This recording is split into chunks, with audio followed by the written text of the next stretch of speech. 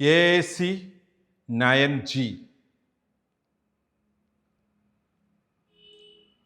Patients are appropriately screened for safety or risk before imaging.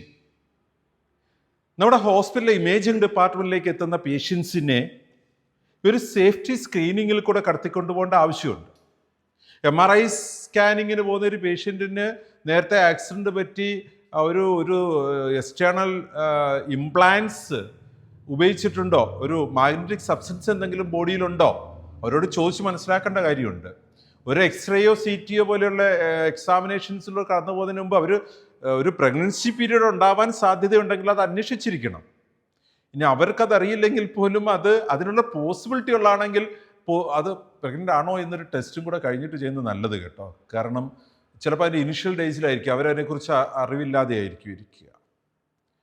So നമുക്ക് especially child ഒരു കുട്ടികൾ ട്രീറ്റ്മെൻറ്റിൻ്റെ കാര്യത്തിൽ നമുക്ക് വളരെ അത്യാവശ്യം ഇല്ലാത്ത കേസിൽ ഒഴിവാക്കാമെന്ന് നമ്മൾ കഴിഞ്ഞ ഇതിൽ കണ്ടിരുന്നു.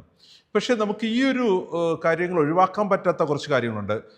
ഇതിൽ ഈ ഒരു സേഫ്റ്റിയുടെ പാർട്ടായിട്ട് നമ്മൾ അവർക്ക് ചില അവയർനെസ്സും കൂടെ കൊടുക്കേണ്ട കാര്യമുണ്ട്. കാരണം അവർ ഈ സ്ക്രീനിങ്ങിൽ നമ്മൾ ഇൻവോൾവ് ചെയ്യിപ്പിക്കുമ്പോൾ ആ സ്ക്രീനിങ്ങിന് ശേഷം അവരുടെ അടുത്ത് നമുക്ക് ഒരു സ്വാഭാവികമായിട്ടും ഒരു കൺസേൺഡ് വാങ്ങിക്കേണ്ട, പലപ്പോഴും പ്രൊസീജിയറുകൾക്കാണ് വാങ്ങുക.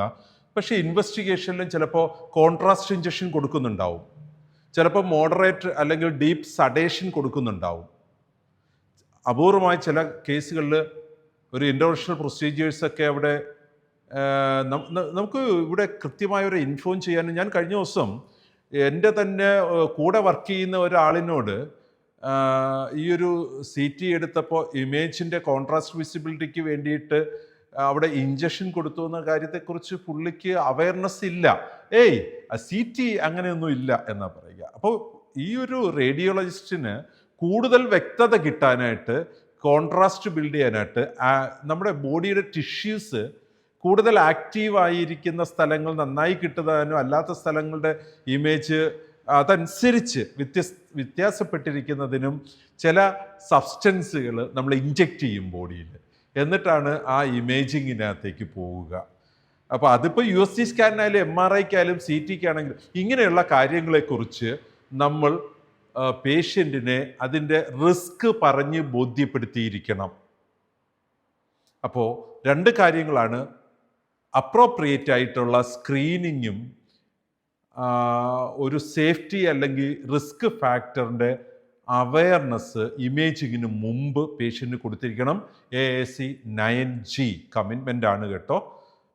സിമ്പിളായിട്ട് നമ്മുടെ ഹോസ്പിറ്റലിൽ ഇംപ്ലിമെൻറ്റ് ചെയ്യപ്പെടാവുന്നതും എന്നാൽ നിർബന്ധമായി ഇംപ്ലിമെൻറ്റ് ചെയ്യേണ്ട ഒരു കാര്യമാണ് ഈ സ്ക്രീനിങ്. അതുപോലെ അവയർനെസ് ബിൽഡ് ചെയ്യൽ, പറ്റുമെങ്കിലൊരു കൺസേൺ അവരുടെ നിന്ന് എടുക്കൽ. ക്ലിയർ?